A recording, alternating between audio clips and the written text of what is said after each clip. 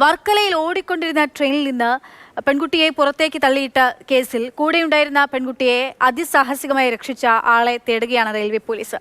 സംഭവ ദിവസം ട്രെയിനിൽ കയറുന്നതിന് മുൻപ് സുരേഷ് മദ്യപിക്കുന്ന CCTV ദൃശ്യങ്ങൾ പുറത്തു വന്നിട്ടുണ്ട്.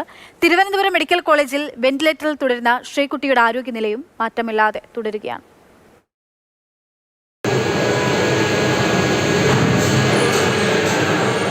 വർക്കലയിൽ ഓടിക്കൊണ്ടിരുന്ന ട്രെയിനിൽ നിന്ന് 19 വയസ്സുകാരി ശ്രീകുട്ടിയെ പുറത്തേക്ക് ചവിട്ടി തള്ളിയിട്ട സംഭവത്തിൽ കൂടെയുണ്ടായിരുന്ന പെൺകുട്ടിയെ രക്ഷിച്ചയാളെ തേടുകയാണ് ഇപ്പോൾ റെയിൽവേ പോലീസ്. കഴിഞ്ഞ ദിവസം പുറത്തു വന്ന CCTV ദൃശ്യങ്ങളിലാണ് ശ്രീകുട്ടിയെ ചവിട്ടി തള്ളിയിട്ട ശേഷം കൂടെയുണ്ടായിരുന്ന അർച്ചനയെ കൂടി ഇയാൾ ആക്രമിക്കാൻ ശ്രമിക്കുന്ന ദൃശ്യങ്ങളുള്ളത്. ആ സമയത്താണ് ബോഗിയിലുണ്ടായിരുന്ന മറ്റൊരാൾ ഇങ്ങോട്ടേക്ക് ഓടിയെത്തുകയും ഇയാളെ കീഴ്പ്പെടുത്തുകയും പുറത്തേക്ക് വീഴാൻ പോയ അർച്ചനയെ രക്ഷിക്കുകയും ചെയ്യുന്ന ദൃശ്യങ്ങളുള്ളത്. ഇയാളെ തേടി കണ്ടെത്താൻ സാധിച്ചു കഴിഞ്ഞാൽ ഇയാളെ ആദരിക്കുമെന്നാണ് ലോക്കോ പൈലറ്റ് അസോസിയേഷനും അറിയിച്ചിരിക്കുന്നത്. അതിനിടെ തിരുവനന്തപുരം മെഡിക്കൽ കോളേജിൽ വെന്റിലേറ്ററിൽ തുടരുന്ന ശ്രീകുട്ടിയുടെ ആരോഗ്യനില മാറ്റമില്ലാതെ തുടരുകയാണ്. എല്ലാ ദിവസവും ഡോക്ടർമാരുടെ നേതൃത്വത്തിൽ റിവ്യൂ ചേരുന്നുണ്ട്. കാരണം ഇത്രയും ദിവസം ശ്രീകുട്ടിക്ക് വെന്റിലേറ്ററിന്റെ സഹായത്തോടു കൂടി ചികിത്സ നൽകിയിട്ടും യാതൊരുവിധ മാറ്റവും ഉണ്ടായിട്ടില്ല. അതുകൊണ്ട് തന്നെ ഇനി കൂടുതൽ ചികിത്സകൾ നൽകേണ്ട ആവശ്യമുണ്ട്. അതുകൊണ്ട് CT സ്കാൻ ഉൾപ്പെടെ ഇനി എടുക്കേണ്ട കാര്യം കൂടി ഡോക്ടർമാർ പരിഗണിക്കുകയാണ്. എല്ലാ ദിവസവും ശ്രീകുട്ടിക്ക് നൽകുന്ന ട്രീറ്റ്മെന്റുകളെ കുറിച്ച് അതാത് ദിവസം തന്നെ മെഡിക്കൽ ബോർഡിന്റെ യോഗവും ചേരുന്നുണ്ട്.